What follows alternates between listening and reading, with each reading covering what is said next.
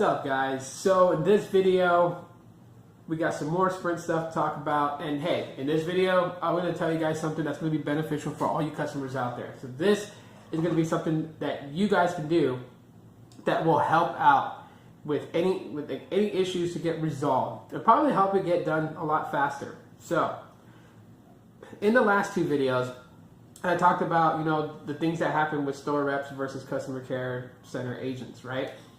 And the video after that, we talked about leases, installments, and flex agreements to kind of break down so you guys have a clear understanding of how all this works and why they are there, okay? In this video, I'm going to help you guys with issues regarding, what was said to you on the phone. Because it happens, right? You call in, you have an issue, you talk to, hypothetically speaking, say, John. And John says, to fix your issue, we're going to credit you $140.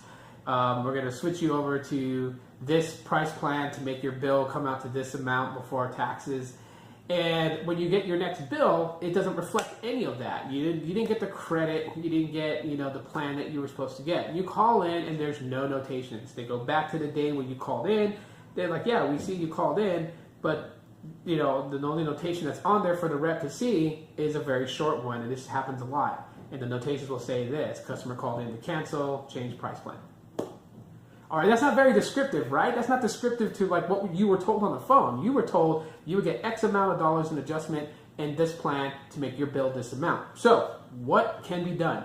Well, obviously the agent can't do anything because there's not any notes to back it.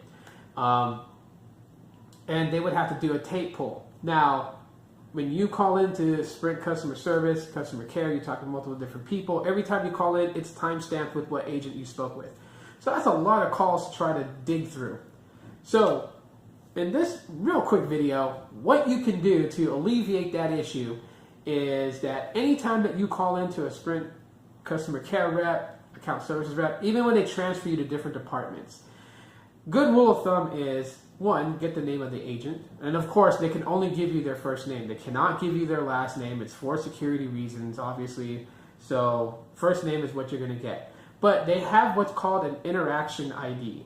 This ID basically points to the agent that you spoke with at that time. So say you called in and you spoke to a John in customer care who transferred you to a Mark in finance, who then transferred you to a Gary in account services, right? That's three people you spoke with. So there'll be three different interaction ID numbers. Good rule of thumb, get the first name. After you get the first name, ask for the interaction ID. And you'll know if it's the interaction ID because the ID number always starts off with the letter I. So if you hear them saying, yes, sir, yes, Mr. Smith, so again, my name is John from customer care, and my interaction ID is I, 198-307-4747. That is a real interaction ID, okay?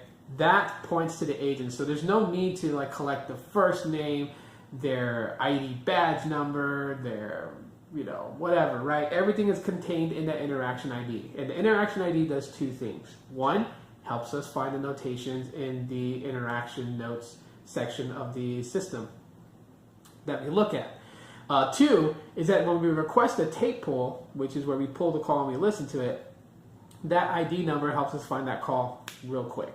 Instead of having to cipher through a lot of conversations that happen, on January 2nd, 2017, we can find the ones we need to listen to where you were told an adjustment and a plan change.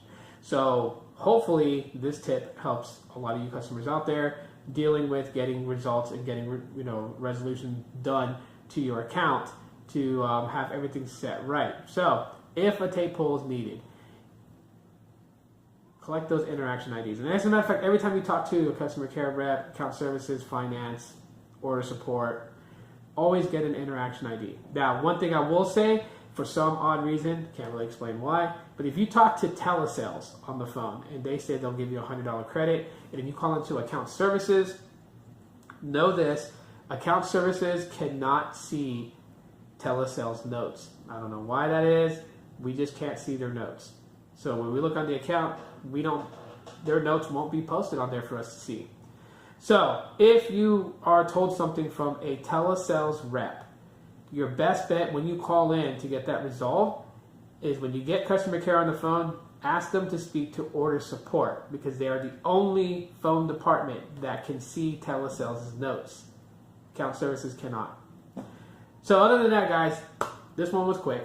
Hopefully it was informative and helpful. Remember, collect those interaction IDs and first names because that will help point out who you spoke with, the time you spoke with them, and if there's no good notes to go off of, it at least helps for the current agent you're working with to submit for a tape pull request. Lastly, before I end this video, I will let you guys know that a tape pull generally takes, 15 days. I know, that's ridiculous, right? But the thing is that when we submit a tape pull to be done, we don't go into the system and pull the call. What happens is that we submit a feedback on that agent to their manager, and that manager has to pull the call. And so we always have a 15-day window because it gives them time to basically get that call pulled, review it, listen to it, email us back what their findings was, and if it was as it says that the customer states, we will honor what was said. If it was said differently, we will contact the customer back and let them know that we reviewed the call, this is what was said, and figure out where the misunderstanding happened, and then still try to do something within the lines of getting the issue resolved. So remember, collect interaction IDs. They're like gold. They're important. Gotta have them. And that way it helps get your issues resolved a lot faster. If you guys enjoyed this video, this tip, drop me a like, subscribe, and if you did, hit that bell option to know when I upload a video, and I'll see you all in the next one.